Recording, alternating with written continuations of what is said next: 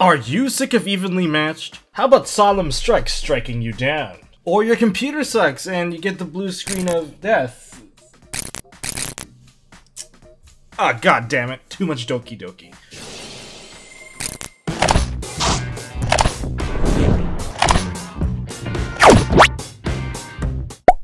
Hello Duelists, it's Tom Box here, welcome to MST.TV, and it is my pleasure to introduce you guys to the hand trap of counter traps that negates traps, Red Reboot. Now since this card is a counter trap that you can activate from your hand, I believe this is the fastest counter trap we have ever encountered. In fact, it is so good that I would say Konami probably developed this while they were a bit drunk after perhaps one of their Christmas parties. Who knows what's going on there? This is my imagined scenario of how it happened. What if, and just hear me out, I know it sounds crazy, what if we take Rose Archer, this hand trap that negates traps while there's a plant, and Malfunction, the really bad counter trap, put it together? You catch my drift? And then we put Trap Stun in there too. And then we put a little bit of Artifact Ignition just for fairness. What do you guys think? Do you think I'm drunk? I think I'm not drunk, but I'm going back to the open bar. And that's basically how that card came to fruition. Give or take some details of whether or not it's even accurate or not. But let's actually read through the card text. So the card text states, when your opponent activates a trap card, negate the activation. And if you do, set that card face down. Then your opponent can set one trap directly from their deck. For the rest of this turn, after this card resolves, your opponent cannot activate trap cards. Trap cards, not trap effects. You can activate this card from your hand by paying half your life points. Well, that actually kind of reminds me of an old school situation. Paying half your life points just means that you can always activate this card. You will always have somewhat of a life points that you can pay. Only at one life point is the moment where you cannot pay because it always rounds up, so therefore you pay nothing. But anyways, that reminds me of Solemn Judgment in particular, because the good old Solemn Judgment battle days, you Solemn me, I chain Solemn, and the person coming out of the Solemn battle basically wins the entire duel because life is so low after that point. Yeah, so it does have a little taste of Solemn Judgment in there. Just a little bit, just a little bit. Now, I have also compiled a list of pros and cons about what's so great about this card, as well as a list of interactions with some of the most popular trap cards.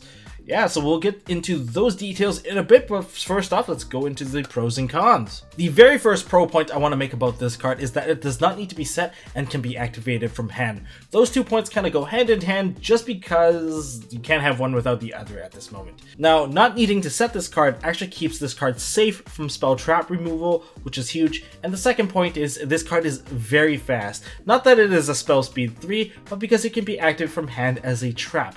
Usually traps need one turn to set up, and you're skipping that whole setup by just having the card in your hand, although it will cost you half your life. But what does that actually mean though for most players? It just means that it is good going first or second. You can see this card in many people's side deck if counter traps become a thing or evenly matches getting out of hand. This is a very decent counter in my opinion, just because it's live for both players. And the second point is, after you activate this card, it puts down in anti-magic arrows against traps. You cannot activate any more trap cards. So even though they do get a new trap card set onto the field, it lets you play around it. You can still OTK them if you actually play this card, as long as you're successful at kind of stunning them out. What if your opponent decides to Mind Crush this card on you? Well, if you were gonna OTK them anyways, and they're calling Mind Crush, play this card, stun the rest of the board. It's basically that simple. Although you won't find this card working very well against Magic Bullets, since Magical Musketeers and Magic Bullets, they kind of have their own counter trap against you, so you might be paying half your life for nothing. It's kind of reminding me of the old play of you activating a Solemn Judgment and then your opponent chains a Dark Bribe on you. You gain one card, but you are losing half your life. And another really good thing about this card is that it is super generic. It's not once per turn, which is absolutely lovely. And well, just because it doesn't have any sort of restrictions, it just makes sure that all decks can actually play this card. So this is one of those generic really good cards that you might want to pick out from the set. And just additional things that this card actually hurts. You can use it against evenly match if you go first and you think that your opponent is going to use that against you.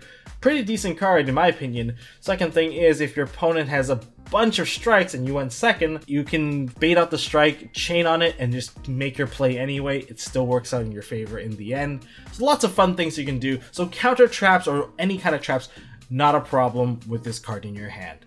So for cons, I can think of a couple that are pretty bad situations if you have this card. First of all, if you're using this card at the beginning of the game, it's going to cost you half your life, which is about 4,000 life points, give or take. And if you use that in the beginning, say you're stopping a Solemn Strike, you had no choice, just bear in mind that if you don't actually kill your opponent and put them down to 0, you are in for a bit of a life point struggling battle where they could sneak an OTK either through a direct attack or via other methods just because you're so low on life. And remember, most link combos and most combos in decks can easily reach 4k worth of damage, so you could easily get gamed out of nowhere. Second thing is, kind of tying back into the first point, is burn decks will love you if you play this card. You're doing half the work for them. And doing half the work for them, 4k worth of burn, that saves them a lot of resources to cheaply chip at your life points with the remaining burn. And worse yet, if you're playing against Chain Burn, they're going to get another copy of the burn card because all you've done is to flip their card face down. They can still use it against you. And knowing Chain Burn, they have hand traps to prevent themselves from dying by battle. Yeah, you've got that going for you. As for Trick Stars, sure, you can stop the reincarnation, I suppose, but again, Trick Stars love to chip at your life points through constant grinding. And you don't have exactly that much left to grind once you lose half your life. Now, another thing that is also very bad to run this card is that if you know that your opponent is trapless and you main deck this card, don't main this card unless you know that your opponent or your meta in your locals or whichever event you're going to has a lot of traps. Let's quickly talk about the interaction of Red Reboot versus some of the more popular trap cards in the current format, starting with Evenly Matched, since that is the bane of most people's problems right now. Evenly Matched, if you use a Red Reboot against it, the person that used Evenly Matched is most likely going to lose. A common scenario anyways would look something like this. You set up a giant board holding this card, pass to your opponent. Okay, your opponent goes Battle Phase, activate Evenly Matched from hand, and then you're like, oh no, chain this card, Red Reboot to negate your Evenly Matched. Remember, your spell speed 3, his spell speed 2. If he doesn't have Red Reboot himself, he can't negate you. Even if they do have Red Reboot, let's go for scenario 1, he does have Red Reboot, you get to save 2 cards since there's 2 cards on the field now rather than just 1.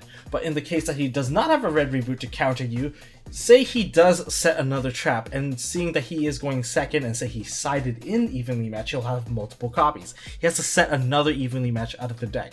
Well, he doesn't have to, but he can. And then it goes to your turn. So you have a full draw phase, standby phase, and main phase 1 to get rid of the Evenly Matched, or just don't go into your battle phase altogether. But you should probably clear off those cards. And all in all, it just means that you're going to be able to swing for game for the most part. And they don't have a battle phase anymore, so you're not really worrying about losing half your life. As for Artifact Sanctum, it gets a little bit trickier, as you can't exactly answer the card. Since the Red Reboot card does state that it only prevents trap cards from activating, it does not state card effects. At least up until this point, it doesn't say it on the card text. So it just means that if you do pop off the Artifact Sanctums, they will destroy cards on your side of the field, and that could potentially fracture your board, making it weak enough to actually blow over. You don't exactly want that to happen. And another problem is if you don't answer to the 2 Sanctums they have in the back row. I'm just assuming that if you play 1 Sanctum, you're going to play multiple copies, therefore they're going to tag another copy out. You're actually going to lose a lot of tempo, especially if they have multiple scythes. If you play a Raigeki, clear your board, and then they start going into Sanctum every single time you try to make a play, you're not exactly in a good position either to reestablish anything. You're going to get slowed down and bogged down just by the sheer amount of scythe that they're going to control, and 2 turns of being locked out of your extra deck is no different from getting locked out from basically the entire game of your extra deck, so yeah, that really sucks. As for Solemn Strikes, it's pretty obvious that Solemn Strike is going to lose against this card since Solemn Strike can't exactly negate anything, and once you're stuck without any traps for the rest of the turn, Solemn Strike doesn't exactly protect itself very well, so if you use a Twin Twister and saying you are going second using this card, Twin Twister with this card sighted in is pretty common, and you can clear off some of the more annoying traps. But what if a more interesting situation happens, which is both players sighted in red reboot, and then now you have a bit of a red reboot battle, who can control alt delete the other guy a bit faster, and the person that usually comes out on top with the negation will win because you're paying half your life points, and if you haven't gone into the battle phase yet, it's about time that we go into the battle phase and kind of finish you off. But that is all I got for this video here. I know it's gonna get glitchy in a bit. If you guys enjoyed this video, hit me up with a thumbs up. If you guys want to see more stuff from MST.TV, hit that subscribe button. Happy holidays, everyone. And as always, don't forget to hold on to your MST.